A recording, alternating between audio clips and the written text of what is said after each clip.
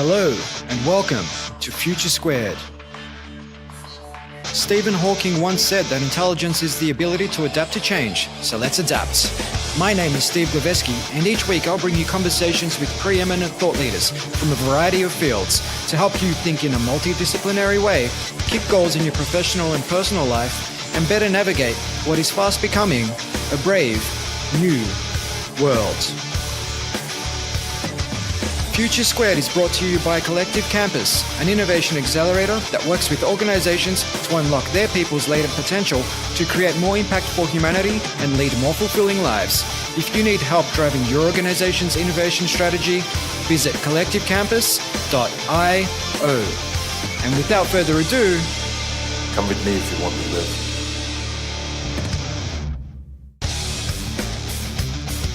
The question was, what is the fastest way to success? And I've been in personal development and success and leadership. I've grown up in it. I've been doing it my whole life. I never heard that question. It was always, what are the 3 keys to success, or what do successful people do? But this guy cut to the chase. He wanted to know the fastest way. So I just kind of blurbed out, the fastest way to success is to replace bad habits with good habits. welcome back to Future Squared for episode number 333 with Tom Ziglar. Tom is the proud son of Zig Ziglar and the CEO of Ziglar Inc. He joined the Zig Ziglar Corporation in 1987 and climbed from working in the warehouse to sales to management and then on to leadership. Today, he speaks around the world, hosts the Ziglar Show, one of the top-ranked business podcasts, and carries on the Ziglar philosophy. You can have everything in life you want if you will just help enough other people get what they want. He's the author of the brand new book, Choose to Win. Transform your life one simple choice at a time, which shows you how to achieve massive change without massive upset.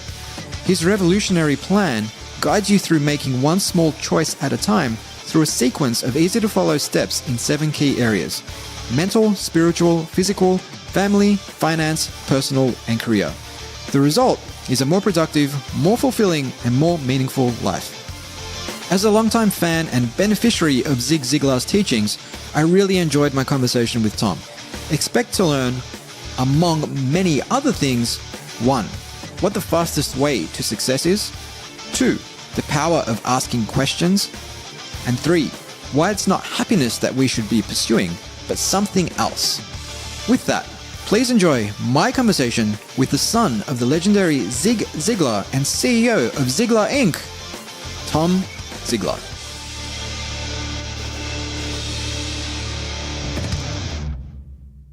Welcome to the show, Tom. Oh, great to be here, Steve. That's an absolute pleasure to have you on the program. And we were just having a chat pre-go live about Dallas and Melbourne. And you said that Dallas is the only place in the world where the scenery is better everywhere else. Everywhere else in the world. That's right. Why is that? What makes the scenery so bad? Are we just talking about lots of cactus? I mean, what's the go? It's just kind of flat. Yeah. The people are fantastic. The business community is great, but if you're for natural beauty and, just outdoor appreciation, almost anywhere you go has a little bit more to offer. So, yeah, fair enough. Well, you do have the Dallas Mavericks though. Yeah, we got the Mavericks, we got the Cowboys, and we've been suffering a little bit lately, but hopefully we're on the comeback. Hopefully. Well, look, I'm really looking forward to today's conversation, Tom. I've been a big fan of Zig's work for many years, and I've also listened to you pontificate and wax enthusiastic about numerous topics on the Ziglar podcast for a number of years now as well. And I mean, my audience, the listeners of Future Squared, should be familiar with Zig Ziglar, someone who the likes of Tony Robbins, Seth Godin, Tim Ferriss, virtually anybody in the personal development space nowadays, they all owe a hell of a lot to Zig. I mean, apart from writing 15 books and being a phenomenal speaker, I mean, what do you think it is that made Zig stand apart from so many others? I think fundamentally, my father had an ability to make things simple and memorable. Probably he's maybe the most quoted person on the planet. Mm-hmm. And then he lived his life. I tell people, as good as he was on stage, he was even better off stage. So he lived his life by principles and values, and everything was just straightforward. And then he was authentic and transparent in the process. He shared his downtimes, he shared his struggles, and he let people know that he had a rough start. And so that alone gives people the kind of that hope that they can do it too. So all that kind of adds together, I believe.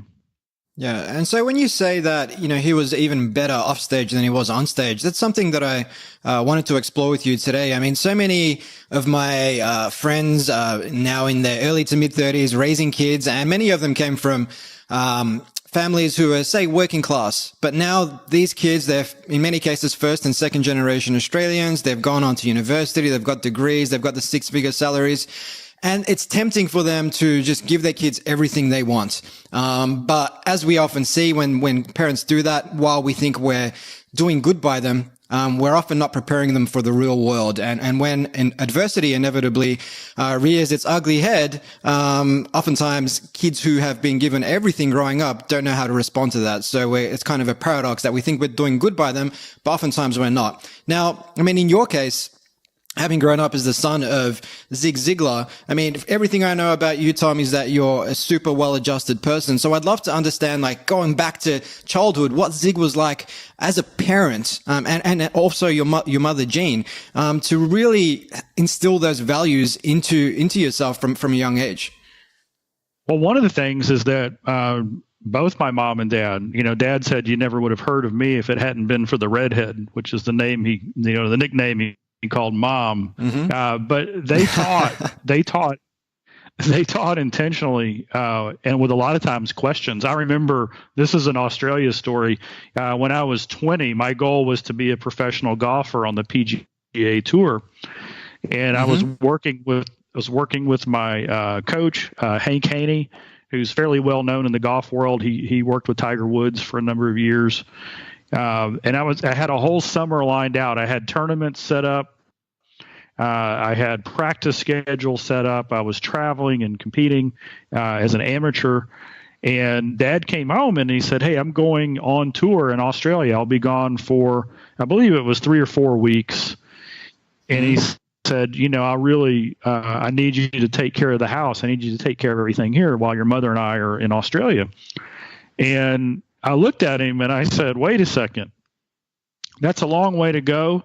The suitcases are heavy and the Australians are mean. you need a 20-year-old young man to come there and protect you and carry your bags." Of course, I was kind of teasing a little bit, but I really wanted to go on the trip. And he looked at me and this question. He could have said no. Because, for all the obvious reasons, but he said this, he said, "Well, do you still want to be a golfer on the PGA Tour? Is that still your goal?" And I said, "Yes, it is." And then he said, well, coming on this trip, knowing all the things you have planned for the summer, coming on this trip, will it take you closer to or further from your goal?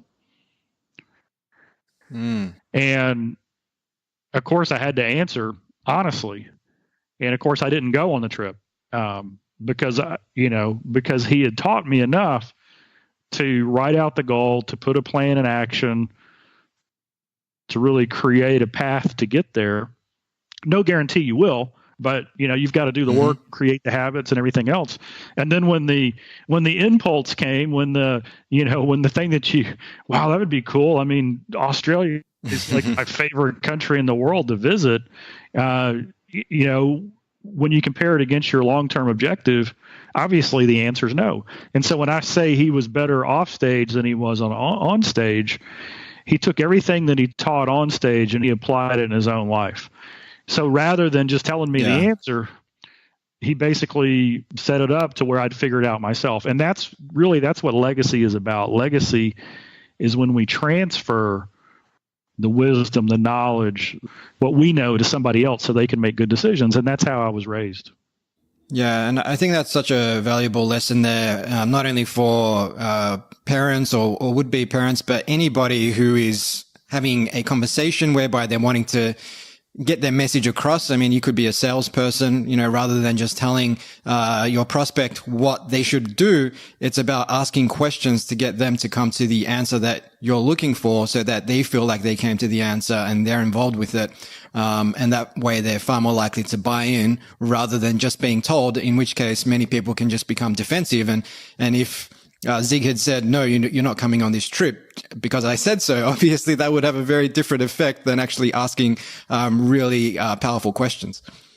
Yeah. And, when you're in leadership or in management or a parent, when you're able to draw out of who you're with what it is that they want out of life, mm-hmm. and then you say to them basically, hey, is it okay if I hold you accountable to your goals? Mm-hmm. And that's a lot more powerful communication and transaction than handing over goals to somebody. Then when you have them come up with it and then ask them can you hold them accountable to what they've set out? Because then it's all about commitment and choice at that point. It's not about, well, they made me do it, or that's not what I wanted to do anyway. It's am I in or am I out? Mm-hmm. Yeah, I think that's really valuable. I mean, identifying what people value, and then playing to that. I mean, it reminds me of a great case study from Sony in Japan, where some of the senior executives wanted to run a innovation program, but none of the middle managers would give up their staff to participate in this program.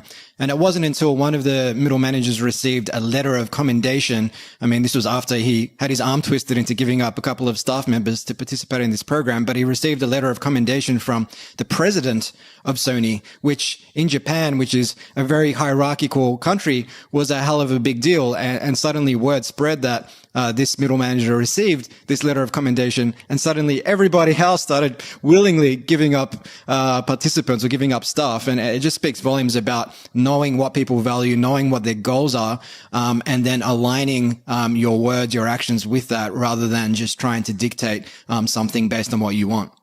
Absolutely. So, Tom, I mean, Zig said that you were born to win, but to be a winner, you must plan to win, prepare to win, and expect to win. Now, on this topic of winning, you've just penned a book called Choose to Win. Transform your life one simple choice at a time. What inspired you to write this book on the back of your previous joint effort with Zig, Choose to Win, as well as his previous 15 efforts? Yeah, what's amazing is Dad has had, I think, 5 or 6 books be published after he passed away. Yeah. It's just an amazing thing. So born to win, Dad always had this famous quote, which you just read, you are born to win, but in order to be the winner you were born to be, you must plan to win, prepare to win, and then and only then can you expect to win. Mm-hmm. When I was doing several events in Australia, I was actually in Melbourne, and I was doing an event with Steve McKnight, who's one of my friends and mentors there. Mm-hmm. We had about 150 people in the room, and at the break, somebody right before the break, they asked me a question I'd never heard before. The question was, what is the fastest way to success? And I've been in personal development and success and leadership. I've grown up in it. I've been doing it my whole life. I never heard that question. It was always, what are the 3 keys to success, or what do successful people do? But this guy cut to the chase. He wanted to know the fastest way. And so I just kind of blurbed out, the fastest way to success is to replace bad habits with good habits. Mm-hmm. And we went to break. Well, when I came back from the break, Steve warmed the crowd up, brought me back on. And just as he was bringing me back on, he said, hey, get your pens out. Did you hear what Tom just said? He said the fastest way to success is to replace bad habits with good habits. And so I'm on the side of the room, and I kind of do the double take, and I actually write that quote down. And I went to the internet to see if anybody had said it, because it sounded too good, right? It sounded like somebody had already said that. Nobody had said it that way. So I claimed it. I put a quote poster up on our Facebook page. And that quote became the cornerstone of a program that I started teaching called Live to Win. Mm-hmm. So you're born to win, but now you got to live to win. And I taught that for 2 years. That became kind of the backbone of the book that I wrote. We send the manuscript to the publisher, And they come back and they say, Live to Win, that title's okay, but we think Choose to Win is a great title. Well, at first I had to do the head adjustment, right? Because I was set on that title because I'd been saying it every day for 2 years. Mm-hmm. And then I realized, you know what? They're right. A lot of people can say, well, how can I live to win? I mean, just look at my circumstances. Look at the way I was raised. Look at my handicap. Look at whatever. And that's true. Some people do, for whatever reason, luck of the draw, whatever it is, they come out of tougher situations.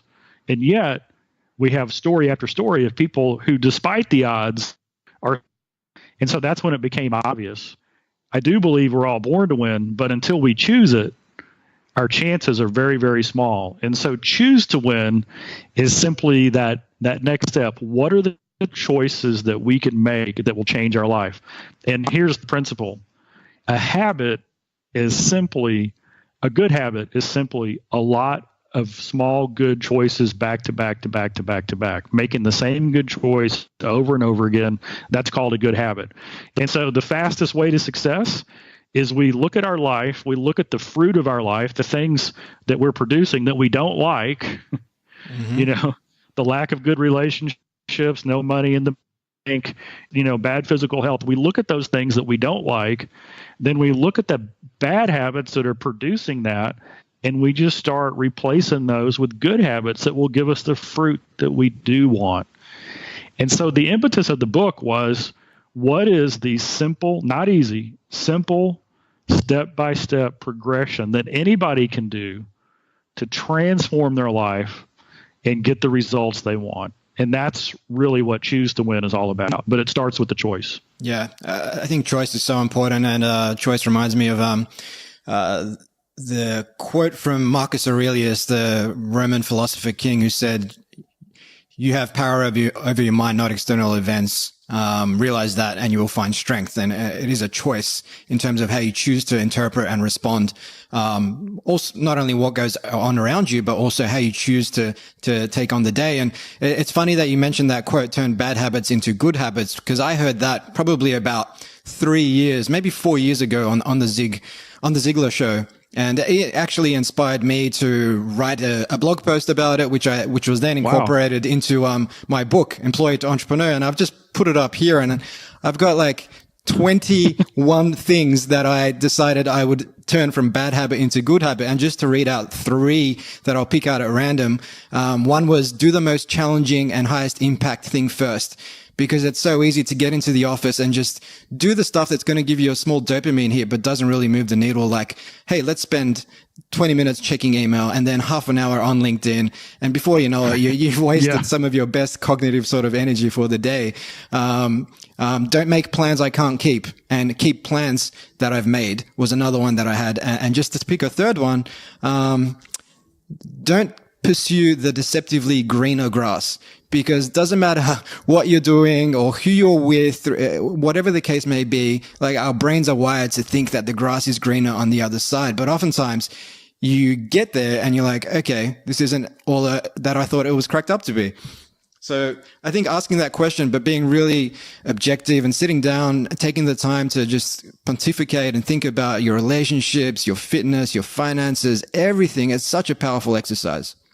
It absolutely is. And I have a real simple, another quote that I use as kind of a model, a kind of an illustration, a visual.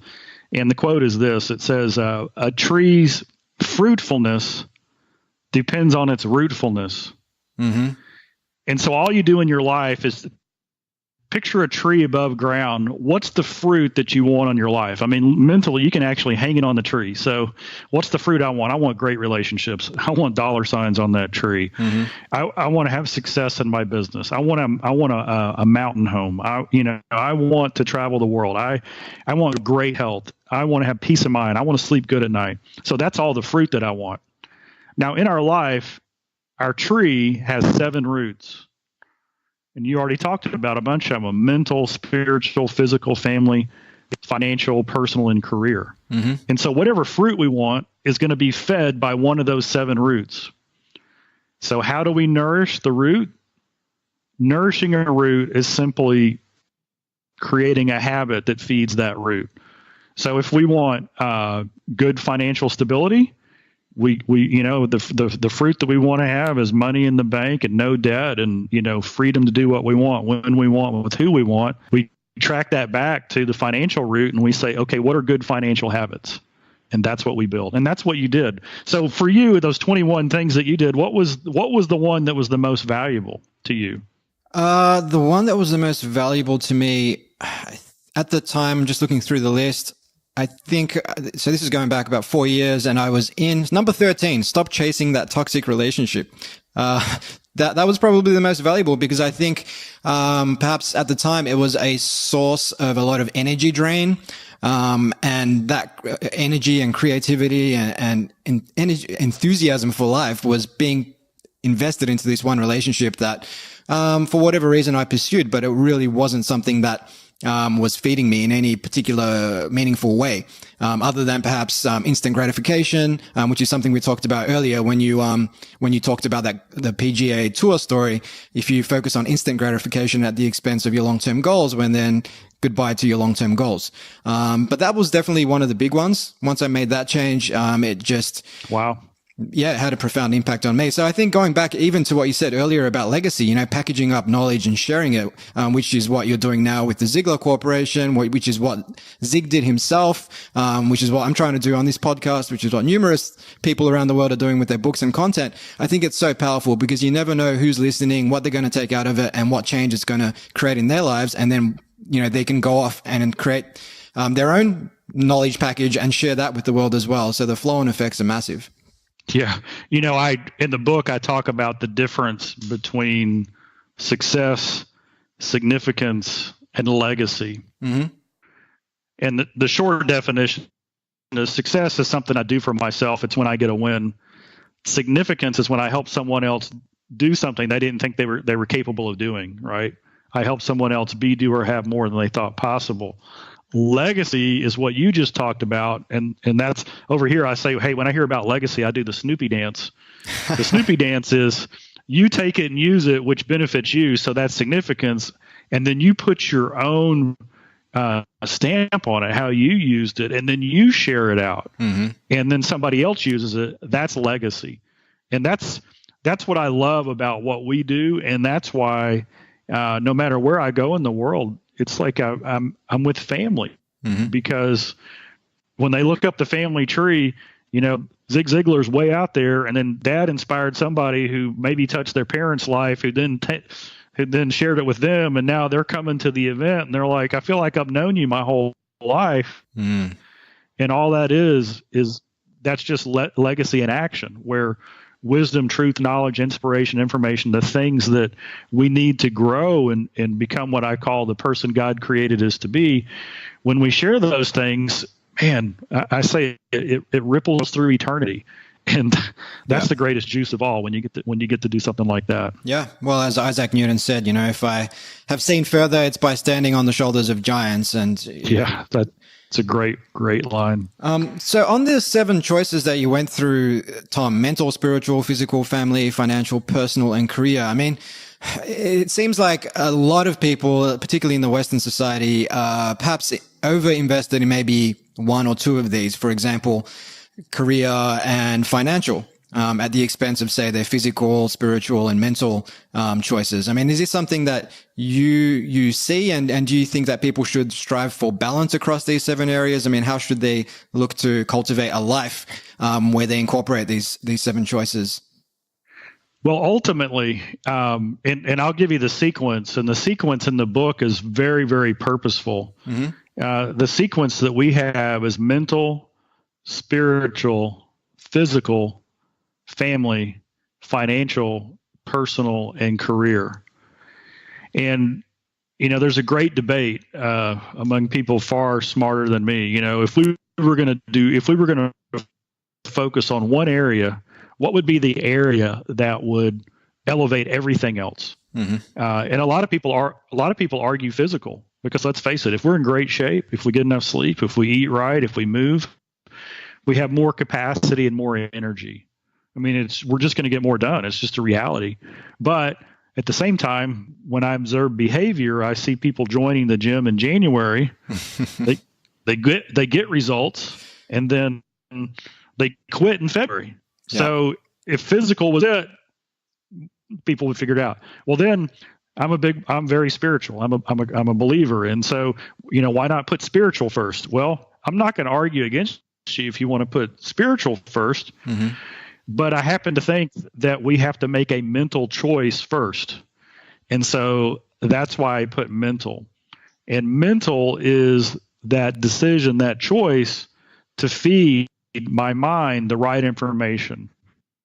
Read, listen to, associate with the right people, and choose the input. Because when I choose the input, then that changes my thinking, it changes my beliefs, and all that impacts my action.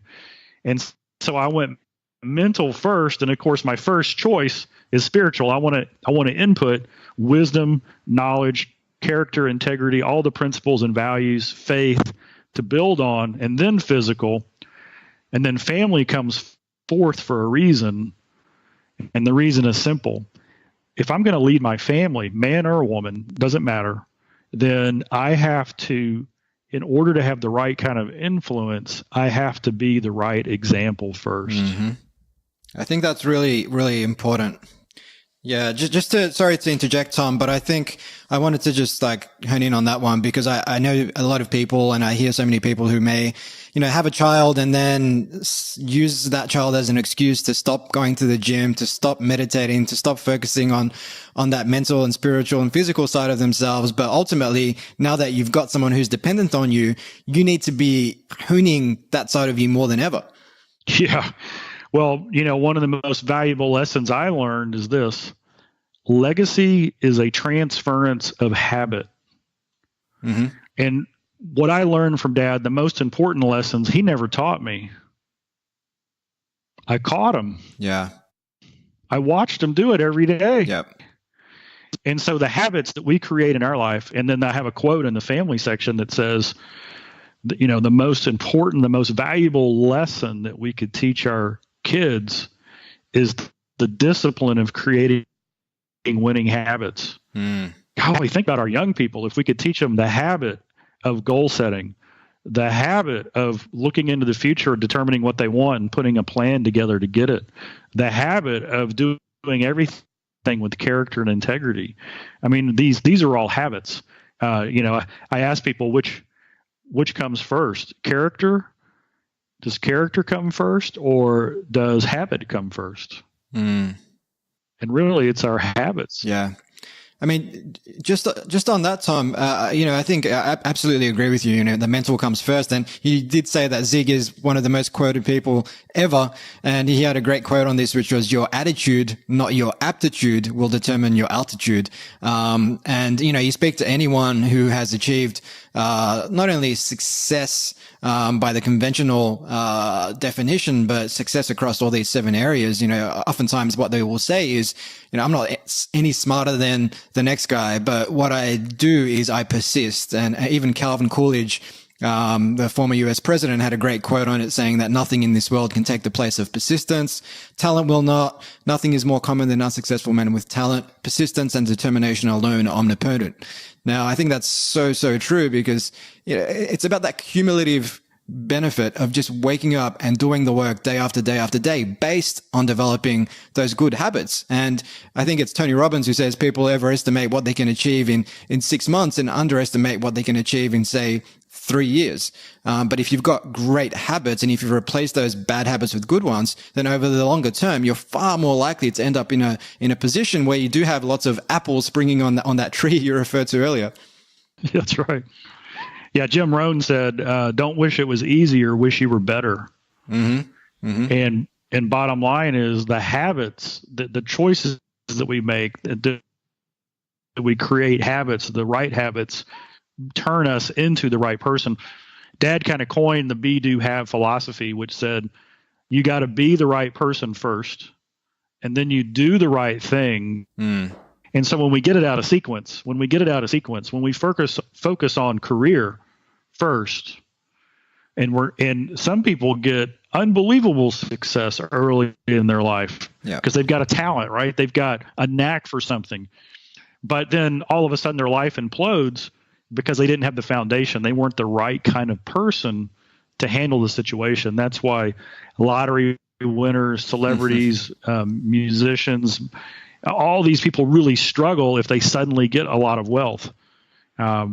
When you meet balanced, successful people and you said, hey, I'm going to take all your money away, they just shrug their shoulders and go make another 10 million because they're the right kind of person. They know how to build relationships. They know the habits of success, and they go and do it. That's why career comes at the end. Financial comes after family. Once we're kind of got our family in check, and we've got the base set, now we need to dream.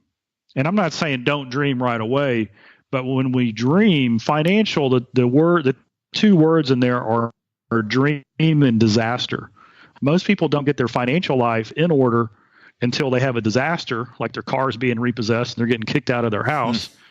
Then they go make the budget, or they have a dream that is so, magnetic that it just pulls them towards it, that they're willing to sacrifice everything to get it. So once we get that dream that allows us the habit of delayed gratification, man, then you become unstoppable. Personal comes next. And that's where we realize, wait a second, I've got to fuel this engine. I've got to take some time in my life to give myself energy to do hobbies, to spend time outside, whatever it is that fuels me. And that's the big mistake. So people go for the career. They think it's the money. They sacrifice their personal and their family life. And then all of a sudden their health starts to sag and they have a collapse. So that's why we do the sequence the way we do. Oftentimes I think people seek happiness in a pill, but I mean, more often than not, it's a simple matter of exercising, eating well, spending time with family and friends, going outdoors, going for a long walk, laughing, sleeping well. Like, these are things that are within reach of most people. Yeah. Earl Nightingale, I think, said, success is the progressive realization of a worthwhile goal or objective or ideal. Yeah. And the studies show that when we're goal setters and we make progress towards a goal, every time we make a progress step, we get a shot of dopamine and we're happy. But that's the problem with happy. So in order to be happy, we always have to be creating the next circumstance, the next win, the next dopamine hit. And so what we like to focus on is joy. Joy is not based on the circumstance. So here's the difference. Okay. If I get a win, I'm happy.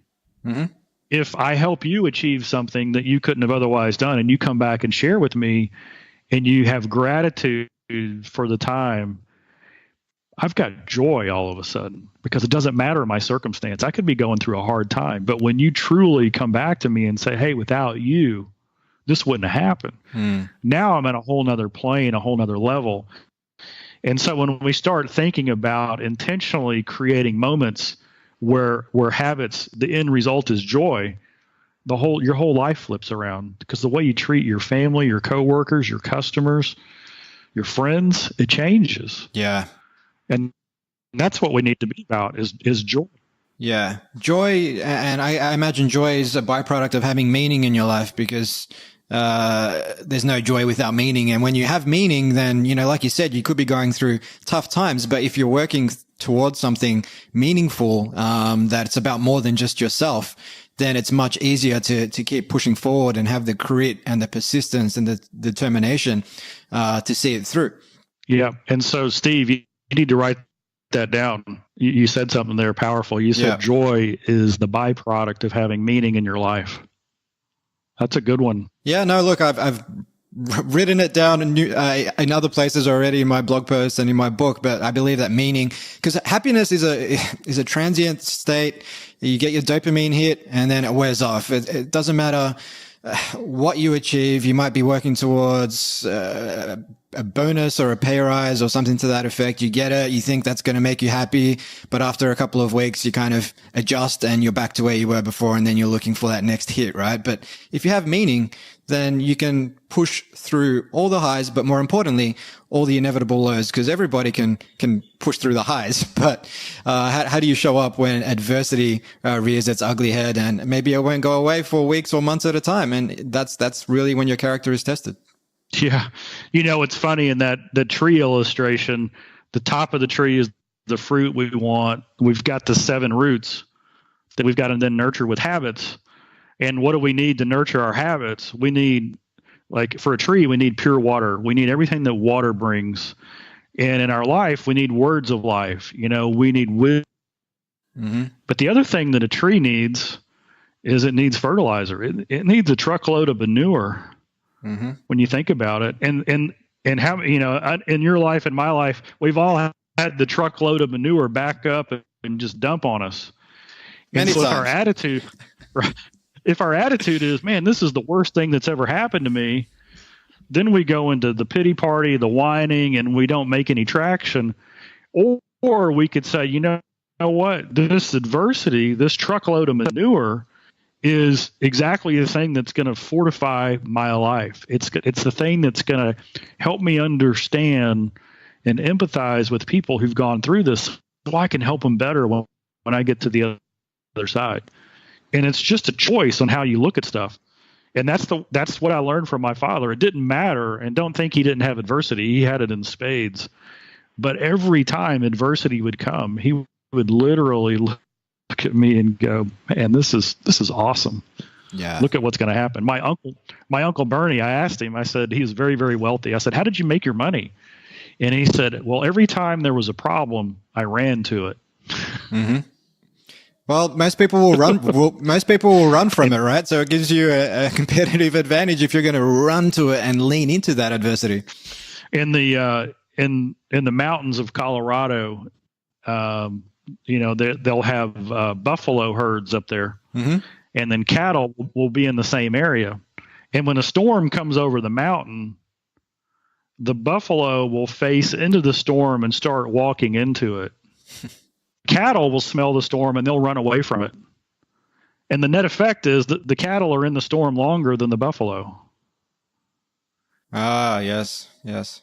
It's just a great word, it's just a great picture. So when the storms of life come, if we make that choice to just face into it and cut through it, get through it as quick as we can, and know that after the storm, man, that's when we find the treasure, the treasure that gets cleared up. Well, as they say, pressure creates diamonds. And again, I'm reminded of another Zig Ziglar quote, which has been a bit of a guiding light for me over the last few years, which is anything worth doing is worth doing poorly until you can do it well.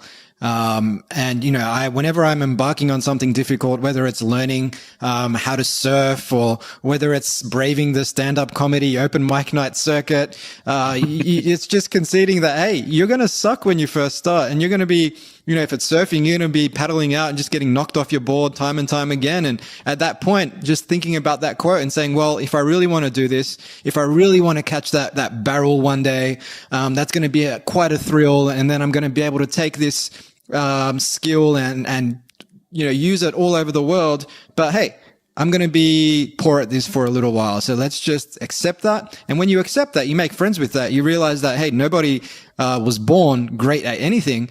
Then you just put in the time, and you realize that adversity does create the diamond at the end of the day. Or you don't like the way it makes you feel. You don't like the way it challenges your ego, and you give up and you go and do something comfortable that you'll forget, a week later what you actually did that day. Yeah. When I was hiring a bunch of salespeople, they'd be on board for a little while, and I would say, hey, how would you like to get a year's worth of experience in 3 months? Mm-hmm. And of course, all the eyes would light up, right? Because everybody wants to be a year of experience. And I'd look at them and I'd say, hey, just make 4 times as many calls every day. Mm-hmm. Because really, there's no substitute for experience. But what if I just went all in if I was not afraid to mess up over and over and over again. And in fact, if I was going to mess up 100 times in my first year of sales, what if I messed 100 times in the first 3 months and got it out of the system? I mean, how awesome. That's just that's a choice of how you look at it. And so for me, when I was in sales, it was always, I counted the no's. I love getting a no because I knew that it took 6 no's for me to get a yes. Yep. So it's that whole every no gets you closer to a yes. And, sometimes people discount quotes as just motivational, but there's so much truth to quotes. And I think that's a great one there where every no gets you closer to a yes. If you're in sales, and you're scared to pick up the phone or you're scared to face rejection, just realize that every rejection, not only does it get you closer to yes, but if you ask good questions around why you were rejected or why that deal fell through, you'll get some valuable learnings that you can then incorporate going forward. That increases your likelihood of success. And another thing a no tells you is that you have a qualified decision maker in front of you. Mm-hmm. Yep. Because if they just say maybe or I don't know or whatever, you don't know if you're talking to a decision maker. A no qualifies them as a decision maker. So even though it's a no, you actually are talking to the right person. Really, the only thing left to do is to gain their trust and then find a solution that works for them. That's it. Because now you have the decision maker.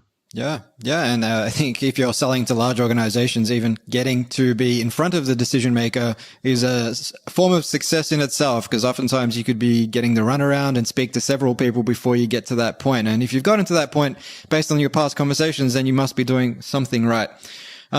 We've talked a little bit about habits on this show, Tom, but in terms of creating those habits to begin with, James Clear wrote a book recently called Atomic Habits, in which he says, start small. Start with, if you're wanting to go to the gym every day, don't just say, yeah, I'm going to crush it. I'm going to turn up for, 60 minutes every single day. I'm going to push heavy weight and all sorts of stuff. He said, turn up for 2 minutes a day. And then after a few weeks of turning up for 2 minutes a day, you're going to say, well, I'm turning up every day. I may as well stay for, 10 minutes. And then it becomes much easier to build that habit rather than trying to go from zero to hero. What sort of philosophy do you have when it comes to building those habits to begin with? Jeez, that's exactly what we've been teaching. We've been teaching that for 40 years. Wow. When Dad came out with the book, See You at the Top, which was published in 1974, he talked about how he lost weight. He went to the doctor, got checked out. They approved him to jog. And so we call this the BAM plan, BAAM. So the first day he ran a block and a mailbox. I'm sorry, the first day he ran a block. The second day he ran a block and a mailbox. Bam. The third day he ran a block and 2 mailboxes. And so the idea is you start with what you can do, and then the next day you add just a little bit more. Yeah. I'm kind of a nerd for studies like what you were talking about in that book. And I read a study where they took 2 groups of people. Both of them needed to lose more than 20 pounds, and both groups of people that, identical basically, statistically, wanted to run a 5K run. And so they divided in half, and they told the first group, here's what you do. Just start jogging. If you jog 4 or 5 times a week and you build up, at the end of 3 months, when we have the 5K, you should be able to finish and you should lose some weight. The second group, they asked them this question: how many of you watch TV? And of course, all their hands went up. And they said, okay, what about this? This week, can you commit to, when you're watching TV, that you will watch one show for 30 minutes while you're standing up? So instead of sitting down, all we want you to do is stand up while you watch it. And the whole group was like, hey, I thought we were supposed to get in shape. But they all agreed to do it. Then the next week, they went back to that group and they said, when you're watching TV, during the commercials for those 30 minutes, can you walk in place? So the second week, during commercials, they added in walking in place. The third week, they said, hey, during the commercial, can you walk outside to the mailbox and then come back in? At the end of 90 days, something like 85% of the people who started off standing up watching TV completed the 5K and lost weight. And something like 30% in the other group actually completed the 5K and And what's the difference? The difference is starting very small and not even really creating a new time to do it. They were replacing the time of a bad habit of watching TV incrementally with a good habit moving forward. And pretty much every habit that I talk about in the book, Choose to Win, talks about starting small and then repeating and then adding to it as you go. And it becomes addictive. My every morning routine, I have about a 2 to 3 hour, what I call perfect start. Mm-hmm. When I first started, it was 10 minutes. All I could figure out to do was 10 minutes, and it just grew. Well, that perfect start changed my life. It's one of those habits that impacts every other thing you do in life, and I love it. Yeah, and I think if you create small, achievable things to begin with, or achievable targets, you'll reach that target inevitably, and you'll be rewarded by way of a dopamine hit, and you'll be essentially the feeling of accomplishment feels good, and so you're much more likely to keep doing it, rather than setting yourself, okay, I'm going to start preparing for this 5K. I'm going to run 5Ks off the bat, even though maybe you haven't run anything in years. And after the first K, you're not going to like the way it's making your shins feel. You're experiencing shin splits, and you're like, oh, to hell with this. I'm just going to go back to watching TV. So Tom, a couple of other things I wanted to dive into with you today was, we talked about goals briefly. Now people have, I suppose there's two schools of thought when it comes to goals. One is that you should have very clear, specific, measurable, actionable, time-bound goals. So the whole SMART goals thing, set them out for like 12 months from now, 5 years from now. And then you have another school of thought, which is, well, your goals are a byproduct of who you are today, what you want today. Maybe what you want isn't exactly aligned with your why, which is something else we can touch on. And that your goals should perhaps be a little bit more directional, rather than super specific, because then you're kind of bound to this goal that may not really serve you. And maybe things change, circumstances change, and then halfway through the year, you're kind of working towards this goal that doesn't really serve you anymore, rather than doing things that are kind of directional, if that makes sense. What's your view on goals? Do you think that they should be super specific, or should they be a little bit more, say, flexible? There's a couple of insights that are new, that I really love. I heard from an expert that in the general population, only about 20% of the population is goal motivated. Mm-hmm. About 80% are what they call problem solving motivated. Right. And so what does that mean? Well, problem solvers, they love to look at the problems of the day, create the to-do list, go get it done. And goal achievers, what they like to do is say, you know what, I want to get out of debt. And so they set a goal to get out of debt, and they work through it. But the reality is, it doesn't matter whether you're problem solving oriented or goal achievement oriented, the same steps that we teach work the same way. And the first one is you identify the goal that you want to achieve, or you identify the problem you want to solve. Now, here is something this is a Zig quote. You go as far as you can see, and then when you get there, you'll be able to see even further. Mm-hmm. And so one of the things that we've got to keep in mind is that we grow over time as we develop the right habits, as we get more experience, as our foundation builds. We're a different person than we were 3 months ago, 6 months ago, a year ago. And so what we have to understand is that we set goals and we put deadlines and we have targets because we're aiming at something. And then it's the right thing to do, whether you do it every 3 months, every 6 months, to evaluate, is that still where I want to go? Now, here's the win. The win is, even if you change directions a little bit and start going a little bit different, if you go for a goal 100%, you get to the point of changing the direction faster. So you ultimately end up where you're meant to be faster than if you said, well, I don't know what I'm supposed to do, so I'm not going to do anything. That is the worst. Yeah. That's the worst plan of all. And one of my friends said, how do you know if you have a bad habit? It seems simple, but it's actually a great question. You don't know if you have a bad habit unless you have a dream, a goal, or an aspiration that you're going after. Otherwise, you can't measure what the impact is on your life and whether or not it's moving you towards that goal. Right. Everything you do, that question that I told you about in the PGA Tour example, everything that I'm doing should be in the context, by doing this, is it taking me closer to or further from where I want to end up? And social media, man, what a great case study. In business, there's probably a legitimate amount of social media that takes us closer to our goals, that helps us build relationships, that helps me know what's going on in the world. But I don't know if that happens 30 seconds in or 5 minutes in or 20 minutes in, but I know it happens well before 4 or 5 hours a day. Yeah. And so we kind of have to have that meter in there on all the things that we're doing. Hey, is this taking me where I want to go? And if it's not, why am I doing it?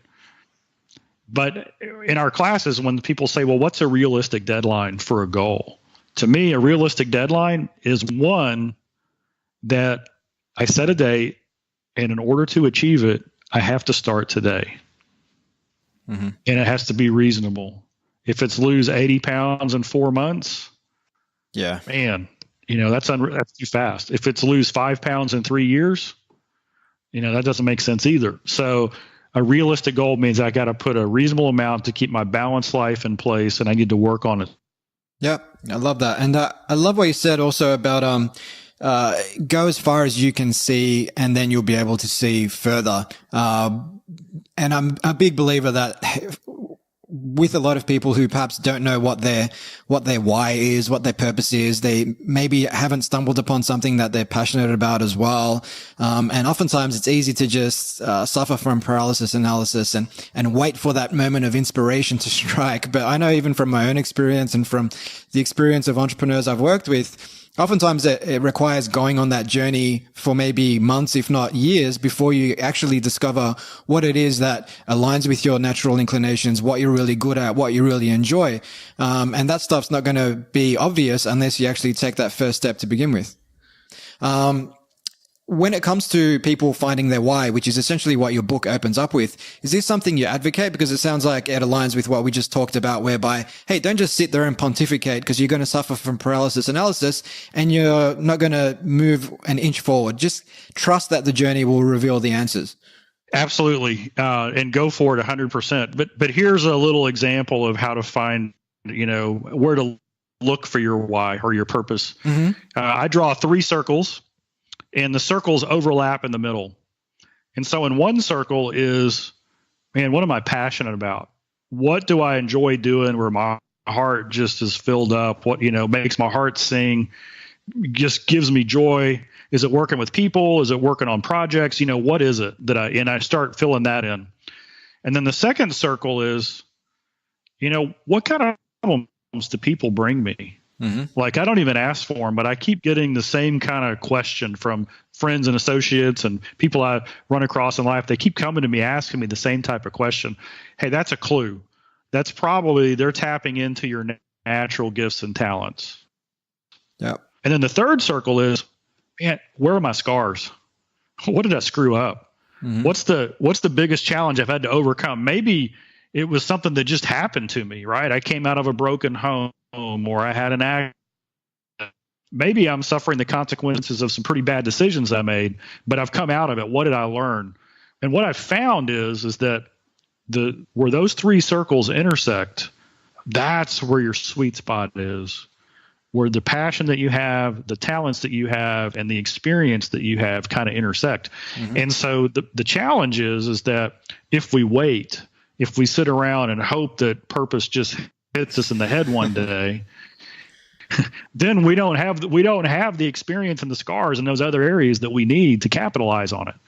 And so as we mature, as we get older, I remember I took my daughter to, when she was getting ready to go to university, I took her to do a lot of testing to figure out what her gifts and talents were. It wasn't about IQ. It was about where should she look. And so there's, think of a 360-degree view. You could go any direction. My goal was to narrow it down to like a 90-degree pie chart. Hey, look over here, right? This is going to align with your physical, your mental, your spiritual, your emotional, all the things that are natural for you. And the psychologist said something really, really key.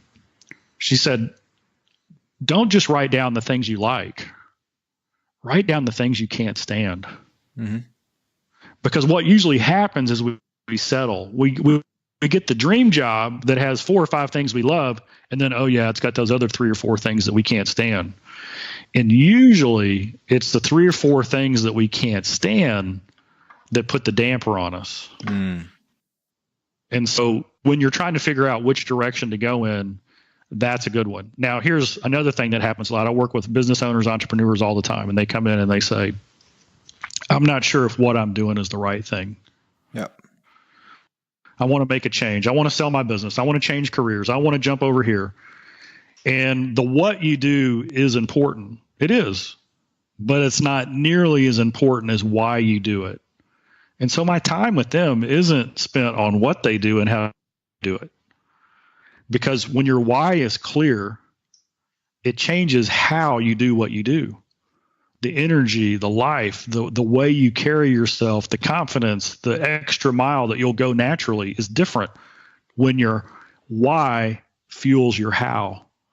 And when your how changes, the doors of what open everywhere.